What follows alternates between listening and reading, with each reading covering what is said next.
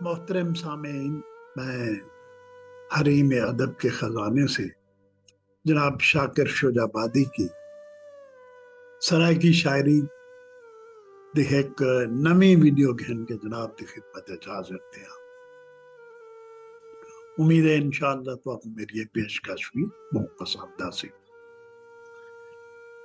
आज दा पहला डोड़ा है सही, एक नींगर हा फखरेल बहू जेड़ा कहीं ते धज ना बनेदा हा। एक नीगर हा फखरेल बहू जेड़ा कहीं ते धज ना बनेदा हा।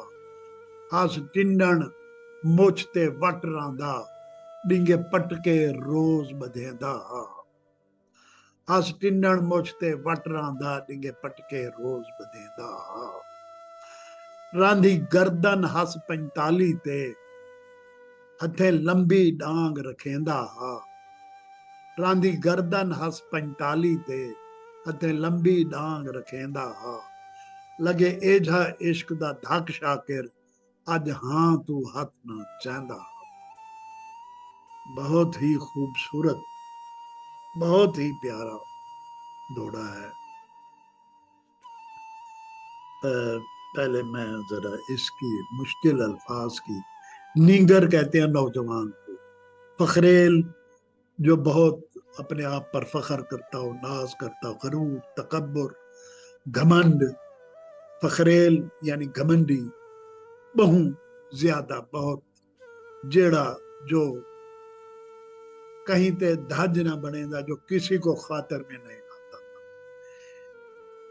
और हास अच्छा हास टिंडन मुझते वट रांदा, उसकी घनी काली मूछों पर हमेशा वट रहता था, यानी मतलब वो तिरछी करके मूछों को नोक बना के, नोकदार बना के रखता था, जैसा कि आप तस्वीर में देख रहे हैं।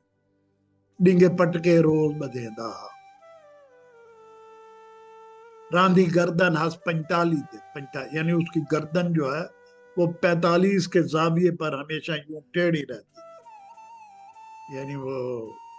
और हथी लंबी डांग रखेंदा, जिस तरह मौला जट और नूरी नत हाथ में लंबी लंबी डांग रखते थे ना, आपको याद होगा उनकी लंबी लंबी डांगें।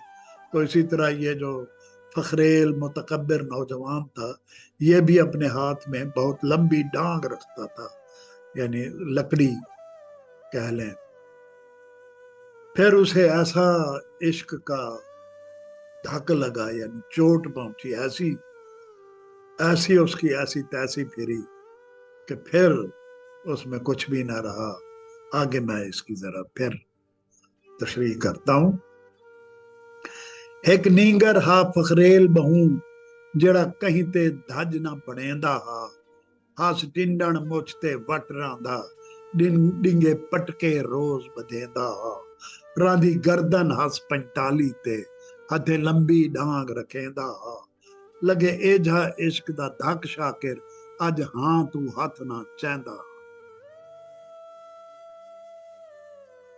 एक घमंडी किस्म का नौजवान था, बड़ा मुतकब्बिर, जो किसी को खातिर में नहीं लाता था।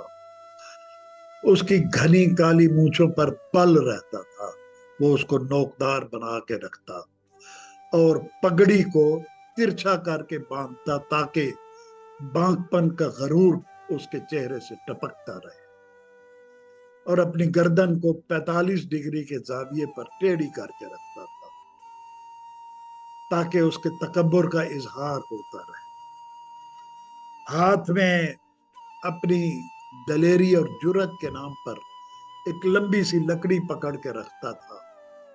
लेकिन बाद में यह हुआ कि उसे किसी से इश्क हो गया और इश्क की ऐसी चोट लगी कि उसका सारा तकब्बुर, गरूर, सब कुछ खाक में मिल गया और वो मिट्टी में मिलकर मट्टी हो गया। और आज जब मैंने उसे देखा तो उसने एक हाथ अपने सीने पर रखा हुआ था, ये जैसे आप तस्वीर में देख रहे हैं कि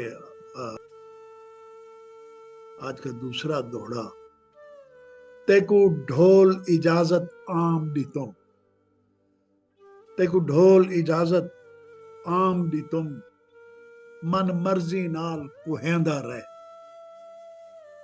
ते को ढोल इजाजत आम दी तुम मन मर्जी नाल कुहेंदा रहे। रत झल के मेरी बुक्कां विच चन गैरां को पिलवेंदा रहे। रत झल के मेरी बुक्कां विच चन गैरां को पिलवेंदा रहे। कढ़ जिगर कलेजा हां मेरा भुन सीख कबाब बनेंदा रहे। कढ़ जिगर कलेजा हां मेरा भुन सीख कबाब बनेंदा रहे। मर पोवे शाकिर कोई डर नहीं तू अपना काम संवरेंदा रहे। मर पोवे शाकिर कोई डर नहीं तू अपना काम संवरेंदा रहे। ते गुढोल इजाजत आम दी तुम मन मर्जी नाल कुहेंदा रहे। रत झल के मेरी बुक्कां विच चन गैरां को पिलवेंदा रहे। कढ़ जिगर कलेजा हां मेरा भुन सीख कबाब बनेंदा रहे। मर पोवे शाकिर कोई डर नहीं तू अपना काम संवरेंदा रहे। मेरे महबूब, मैंने तुम्हें खुली और आम इजाजत दे दी है, तुम मर्जी से मेरी गर्दन पर छुरी फेर और मुझे जिबा कर दे। अपनी मर्जी से तुम मुझे जिबा करो और जब जब मेरा खून बहे तो उसे अपनी ओक में जमा करके मेरे दुश्मनों को, गैरों को, जो अब तुम्हें महबूब हैं, जो अब तुम्हारे दोस्त हैं, तुम्हारे वफादार दोस्त बने हुए हैं, उनको मेरा खून पिलवा देना। और मेरे सीने में से सीना चाक करके उसमें से जिगर, कलेजा, दिल, गुर्दे सब कुछ निकाल के उनको सीख कबाब, उनका कीमा बना के सीख कबाब बनाना उनके, और वो मेरे दुश्मनों को खिलाना। और इस सारे अमल में अगर शाकिर मर जाए तो कोई मसला नहीं, कोई डरने की जरूरत नहीं है। महबूब, तू अपना काम संभाल, तू अपना मतलब पूरा कर।